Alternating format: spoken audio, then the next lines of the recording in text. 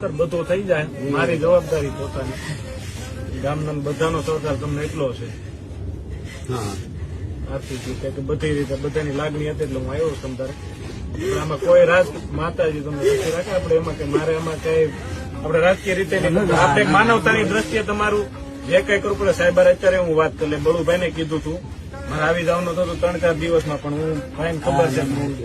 સતત બહાર તો સુરત થી આવીને આમ તેમ એટલે મેં ભાઈને કીધું તમે હોસ્પિટલે મોકલી દો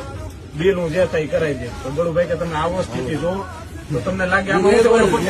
બળુભાઈ છે કે ગામના ગમે વડીલ કે એટલે એમાં મારે ભરોસો હોય મને તમને મને તમે વડીલો ઉપર ભરોસો હોય ને એટલા વાર તમે કેતા હોય એમાં બીજી મારે કઈ ઓલું વિચારવાનું તમે ફોન આવી મેં તમને કીધું કે બળુભાઈ કે વડીલ તમે કઈક સરપંચ કહો એટલે મારા માટે એ બધું માન્ય જ હોય તમે કેતા થઈ જશે તમે હાલતા થઈ જાઓ એવી માતાજીને અમે વેલા પ્રાર્થના કરી અમને એમાં કઈક નિમિત્ત બનાવ્યા છે તમારા ગામના ને તમને બધા ભેગા મળે